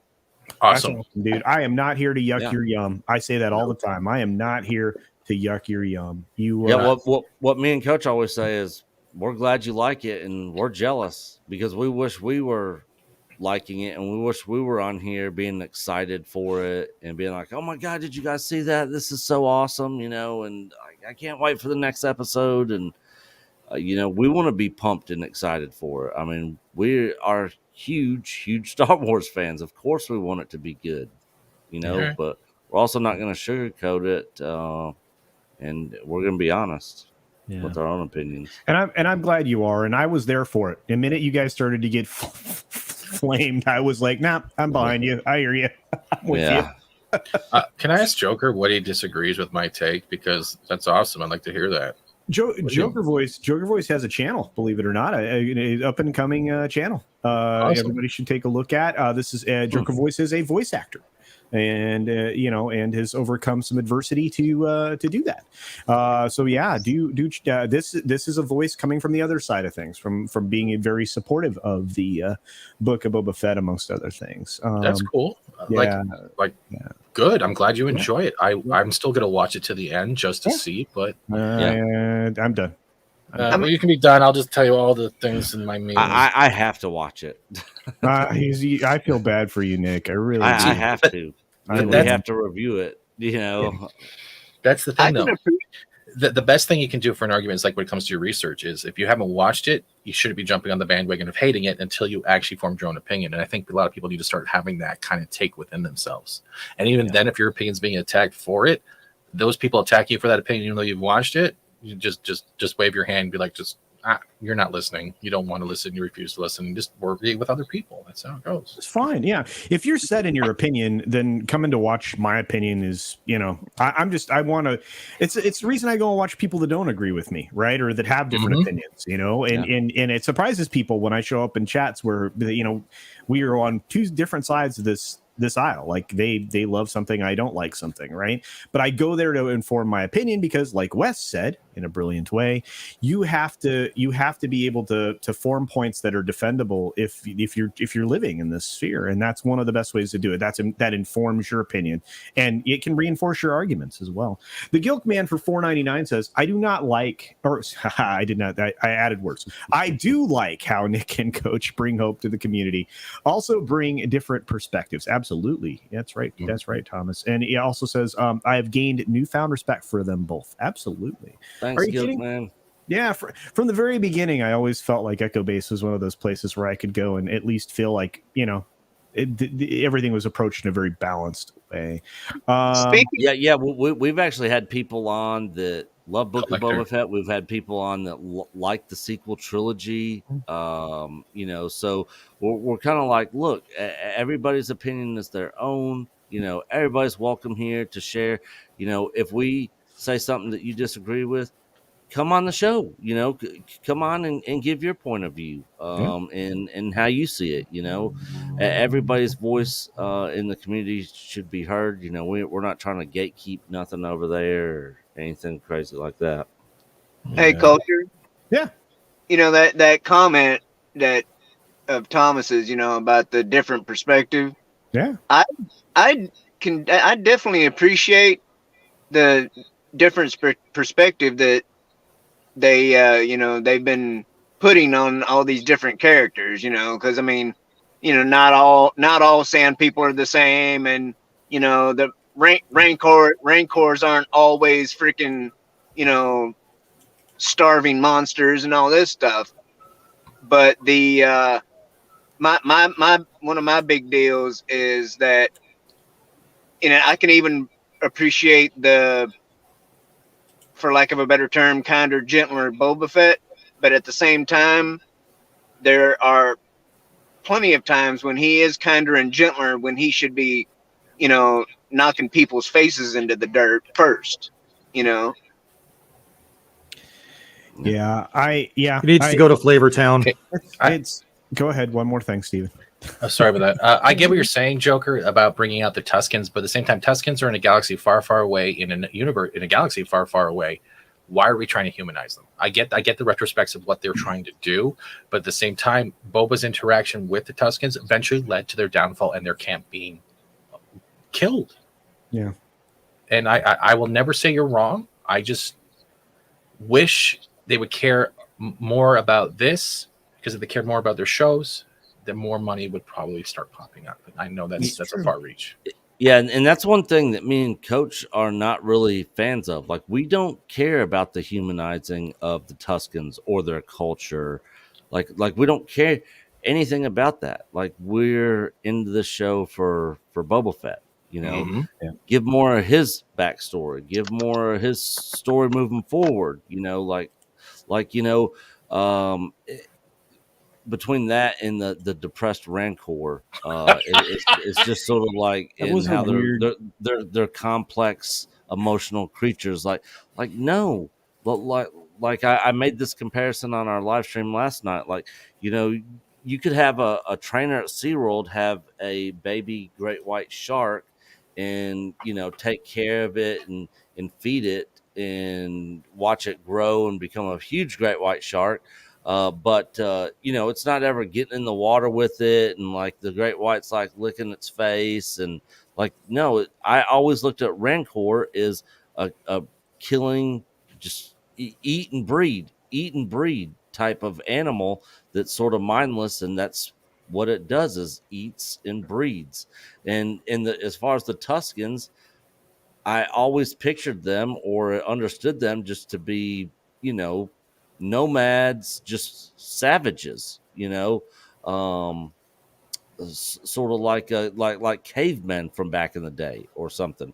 But now they're humanizing them and they're giving them this culture and stuff. And there's some people that are into that sort of stuff, and that's perfectly fine. It's just that's not something that Coach and I are interested in at all. I know. Well, they had a culture. They had a culture that was, pretty broad or whatnot in the books, as far as I'm, as far as I know. I've been told, by more than one, EU person that the Tuscans, are more than just, mindless savages in the books. So. Yeah.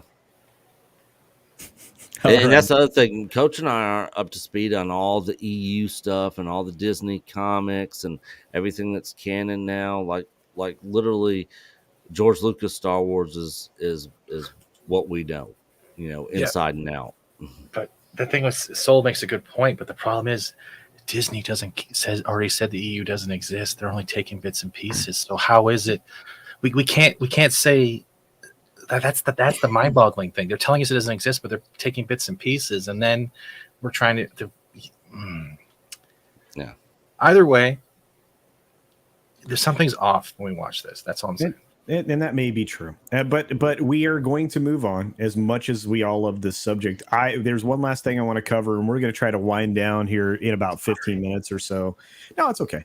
Believe me, this is passionate conversation, very well informed conversation, and I love it. The opinions are brilliant, and I appreciate all of you, especially those of you in the chat. You guys are just on fire. But we have one last thing to cover, and I'm not sure anybody's going to care, but we got a first look at something that a lot of people reacted to negatively, and I'll show you right now. There it is. Oh my god! Yeah, Pantsuit Batgirl. Okay, cool. I have a question. Yes, ma'am. Is this an official promo shot that was released, or is this from an on-set photo that was taken while it was filming, or do we know? This is from Miss Grace's Instagram. She posted this herself of her in costume on the set. Okay, so it's an on-set one. Okay, so because that was my first thought, because costume-wise, I do know that they have different versions of costumes for different uses, like for the Flash. And so it's like for this, it might look weird because it's being used for a night shoot or something, and the lighting isn't correct, and she's just having someone take it with a regular camera.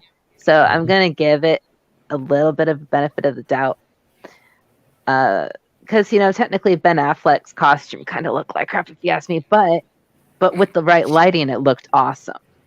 So it's like, I don't know, it could look okay, but it doesn't help that she looks like supremely flat and uncomfortable.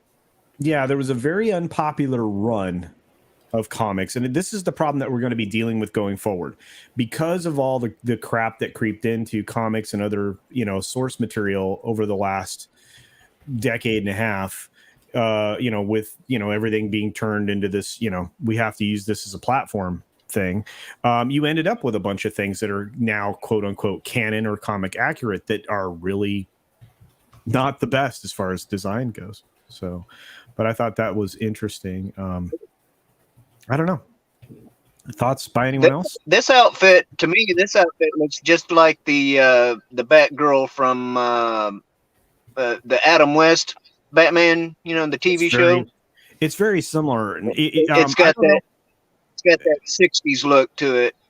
Who here rides motorcycles? That is definitely a motorcycle vest. It looks like it.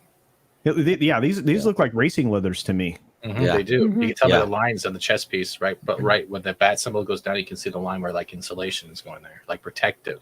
Yeah. Well, at the very least, she will be nicely cushioned if she falls off of a bike. You know what? This is an interesting comment, Ed Brewer. Gender neutral. But it's called Batgirl. Yeah, it is gender neutral for sure. So for contrast, because I wanted this discussion to be, again, I like this word informed. There's a reason I like it. For contrast, let's take a look at a different portrayal of Batgirl. Okay.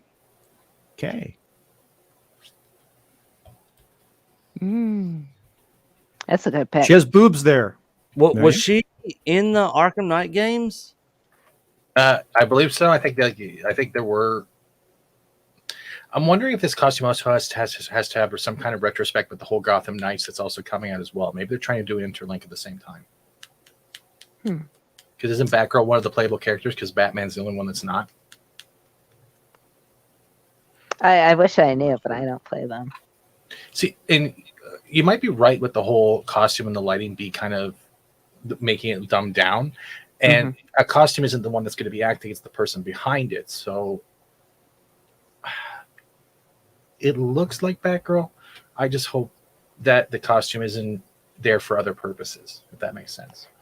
Yeah. And honestly, as I know, as painful as it is to think that the costume might not be perfect, I think at the end of the day, you could sell it even if it isn't, because have been plenty of costumes in the MCU and in the DCEU on television, that look kind of crappy, but in the heat of the moment, it looks awesome. Yeah, So maybe I can see that. And again, I'm not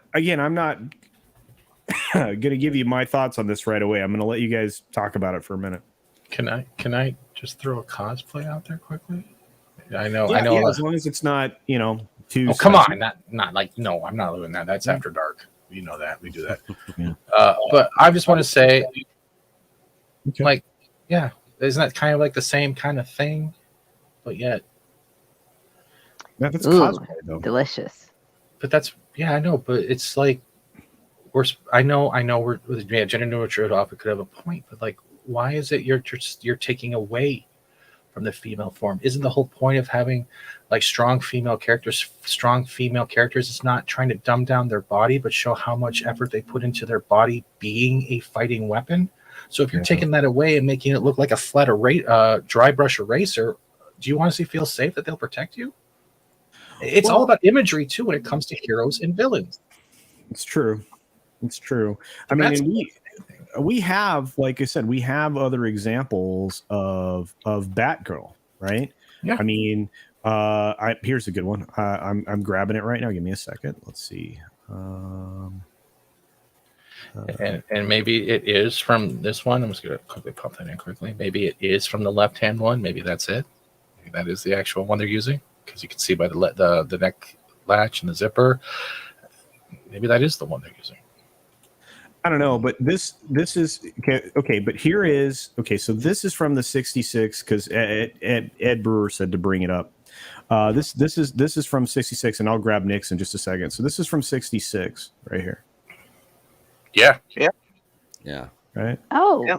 Exactly. Oh, okay. Yeah. I like So the watch. but Yeah, the she watch is looks like pretty she'd glow in interesting. the dark if you put her in the sunlight for a while.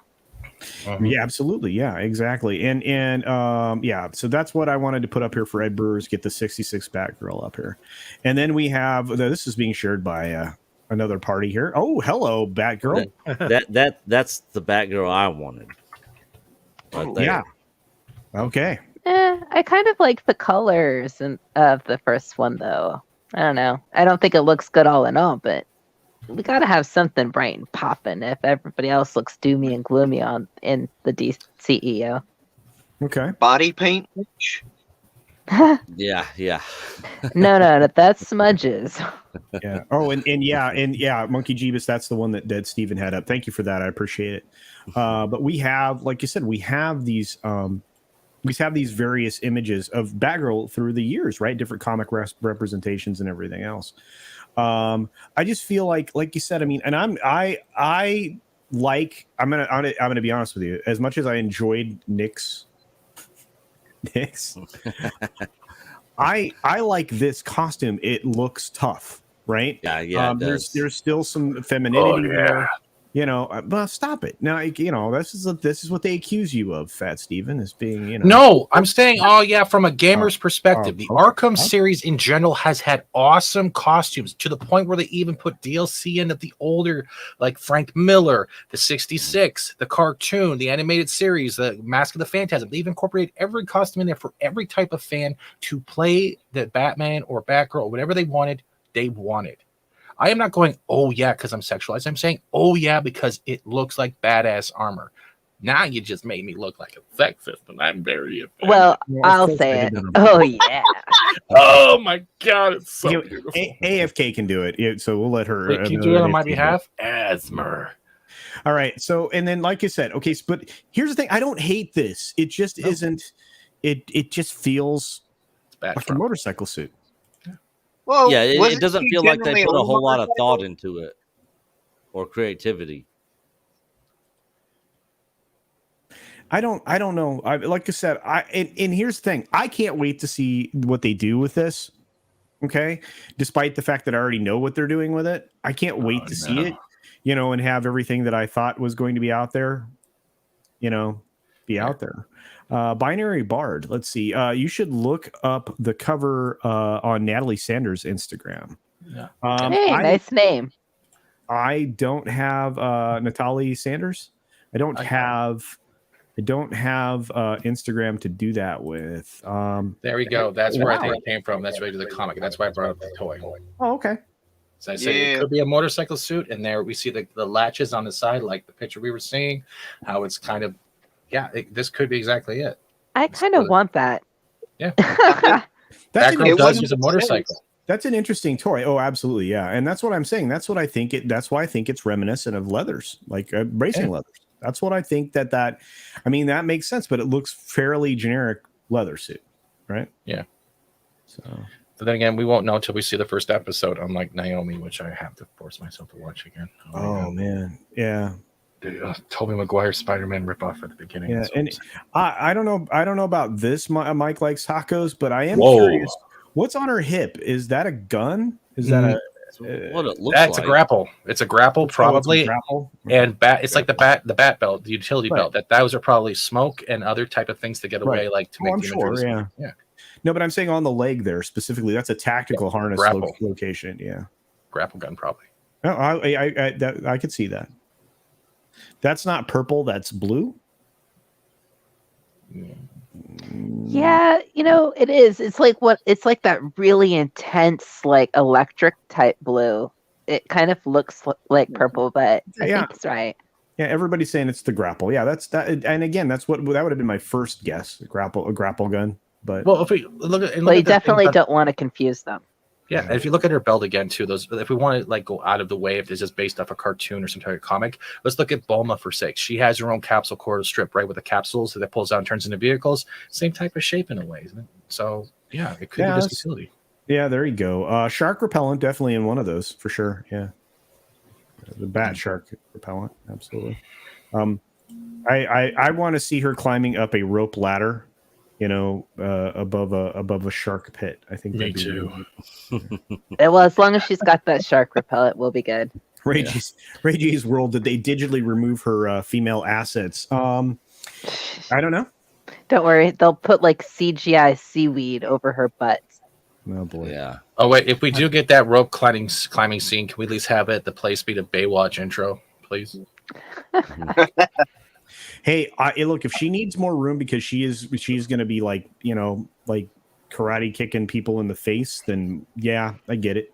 Again, it all comes down to, as AFK said, what is this costume being used for, what activity? So. Yeah, badass. Because there are different elements of the Flash's suit that I really like. Like whenever he has close-ups in the hood's back, for instance, I think it looks really awesome.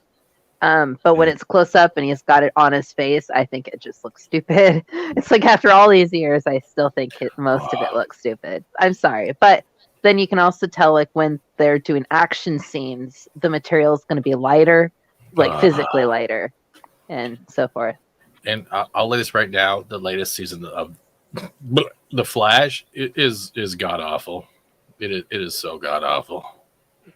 Yeah, there's a lot of the Flash now, since it's not just him. Oh, it's so god awful. Oh my god. Sorry, I keep bringing it up. I guess it's my version of PTSD, but costume-wise, yeah, that's why I'm kind of wondering what other photo shoots we might get or pictures, because anything that's taken from just a regular camera is not going to be a really good way to determine anything, I think, as far as colors go. Yeah. But that's what boggles me. Why haven't they just gone down the road and literally just make an Arkham series? You have all the content there. You have the costumes. You have everything. And it could be you can have the older costume, okay, we can't handle this. Arkham is having a problem. And then they upgrade to that armor. Even Justice has armors up the butt. Well, this is the new 52 Batgirl. So... What's wrong with the Joker smile? She's pretty cute in all of them, honestly. Mm-hmm. Yeah. So I just have to say I think this one is the one I appreciate the most. Mm-hmm. Right. I mean, that looks like a superhero costume that you would see on a superhero. Thank you for keeping us abreast of that. And then this one. So there you go. Yeah. Maybe it is boob armor. That's why they did the jacket. Maybe it is insulated. It could be that too. We don't know any factors. Yeah, we'll find out. We'll find out for sure. Yeah, I really don't, like you said, I don't know that the costume's going to matter about anything about the show that they're making. I don't know, for how long they're going to have Michael Keaton in it. I don't know a lot of things, but I've heard some stuff. So yeah. Anybody want to wrap up the thoughts on the Batgirl? Go ahead, Shubba. Well, I think that that 1960s looking motorcycle suit picture. I think she needs one of those Jolly Rancher freaking scooter speeders. You and your Jolly Ranchers. I still want them, by the way. Thanks for bringing them back. Yeah. Problem.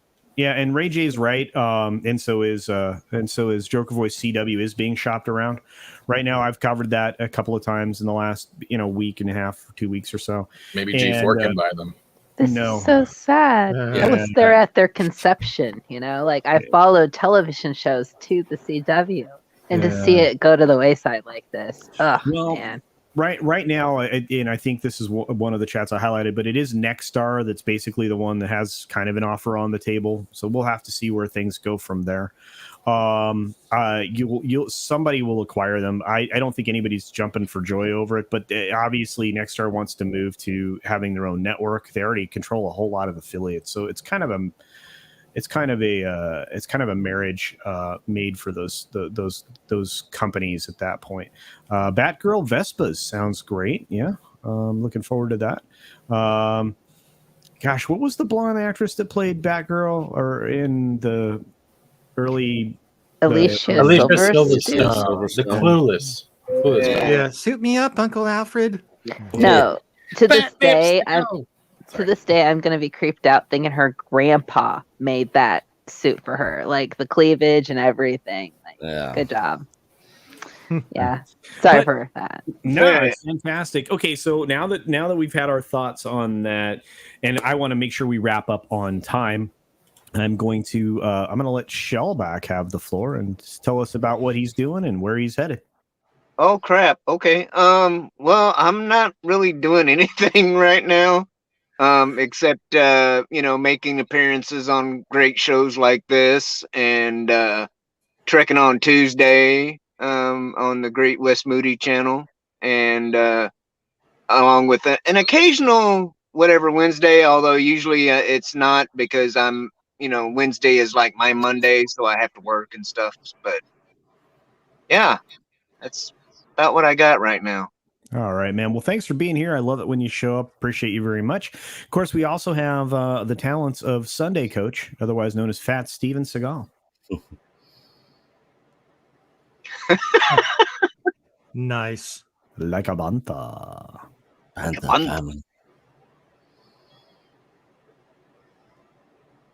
Like a banta. When's that merch coming out, bro? Wow. That is awesome. Fat Steven, you're muted or something. I can't hear you. Oh shit! I was talking the whole time, and I thought I'm not going to have this happen. Yeah, like a band. Like a banda. Give you the link. But yeah, pretty much. Thank you for having me. This show is awesome. I'm glad we're debating and not losing our crap, whether in the chat, like this chat, like Wes says, is the best chat on YouTube. Because for one thing, y'all are not being respectful. You're not coming at him. You're not putting comments that look like Echo Base has gone through, or anyone else has gone through. Discussion is an art form that should never be lost. And thank you, Culture, for letting me on and not shaking your head going, why him again? Oh, always, man. You're in the chat for a reason. Thanks for being here. Asmer. That's right. And I want to say thank you to the Hollywood Scholar, another new up-and-coming channel. Folks, I will be making an appearance there in about 30 minutes or so, a little over 30 minutes. So do come and check out the Hollywood Scholar. I think today's show is something like... Sons of the Phoenix, if I'm not mistaken. Also, we got a super sticker from Mag sending me my favorite little Shiba Inu, Fartin' Hearts. Thank you for that very much. Of course, we also have the talents of one AFK Bard to be very grateful for. Very sweet. I have nothing to sell from you right now, so you can move on. But it was nice to hang with you guys today. Thank you. I really value your opinion because as a gamer, you actually would know how to review games. And of course, one of my buddies and pals, one of the guys that am very grateful for is this man here, Wes Moody of the Wes Moody Webcast. Go ahead, Wes. All right. Well, hey, everybody. I've got an important announcement to make. I'm very close to 1 million subs, and I want to get there by the end of the stream. So I'm only 999,259 subs away from 1 million. So if you folks in the chat, all 101 of you watching that aren't subbed would give me a sub, greatly appreciate it. I think we can make 1 million by the end of the stream. So I talk about current events, pop culture, occasional conspiracy theories, occasional car talk, gaming streams. Wait, do I have a controller here? That's too far out of reach. And I will vlog about whatever the heck I want to, because it is my webcast. Hope to see you there, my friends. Thank you very much, Wes. You are amazing, and thank you for all that you do. You are a busy person. And of course, our very special guest, or one half of Echo Base Network. Actually, we're all Echo Base Network. Thanks for being here, Nick. Go ahead and promote what you guys got going on. Yeah, so as Culture said, I am one half of Echo Base Network. Run the channel with my best friend since middle school, Coach. We're huge Star Wars fans, but we're not Star Wars fans that just blindly love everything that they slap the Star Wars name onto. So we do some critical thinking and debating and stuff, but we cover other stuff as well. Over there, Cobra Kai, which loved season 4, loved that show. Marvel, DC stuff, just stuff pop culture in general. A lot of people probably know us from our sequel trilogy documentary, and we're actually got our documentary put onto Blu-rays, and we got a couple of these left for sale over on our channel. I think we got like less than 20 left out of all the ones that we've ordered. They're signed by Coach and I, and we're working on our second documentary now, The Rise and Fall of LucasArts Gaming. There's going to be a lot of cool people that are going to be involved with this project. That'll be out at some point in time this year. So yeah, looking forward to our next big documentary reveal. Oh, I'm looking forward to that too. Yeah, Mauler is the narrator on this one. Doomcock was the narrator in our sequel trilogy one, of course. And then, Mauler is the narrator for this next one. He's already done all his recordings. We got a rough draft edit of the entire documentary. We just have to do all the bells and whistles and interviews and stuff like that. So, yeah, well, apparently you have a fan in Mauler, so I think there are a lot of fans of Mauler. Yeah. But there's one. Oh, you forgot one thing, Culture. We are 4 likes away from 150. Oh, wow. That would be amazing. Guys, if you haven't hit the like button already, or guys and gals, I should say, if you haven't hit the like button already, please do so. I would appreciate that very much. Like to be around 150 when we end the stream. And for those of you who are watching us on the replay, hit the like button also. That would be great. And throw some comments down there as well.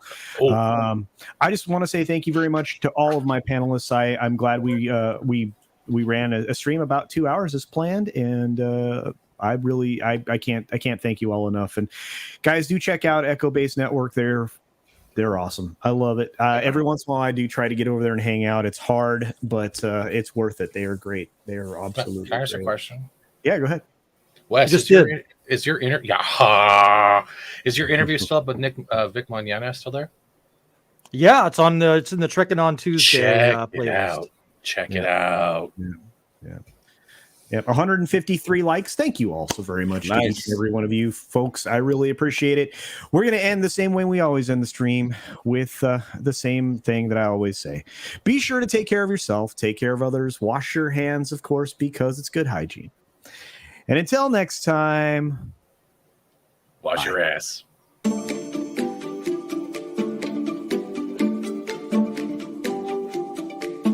This stream was brought to you by It's a Bantha. You can find that anywhere in the Boba Fett series. Thank you for coming by the Culture Casino. He loves you. Any of you guys seen that Real World reunion? They're all like 50 somethings living in a house.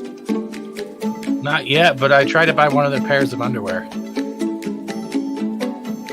Nice. Like the button.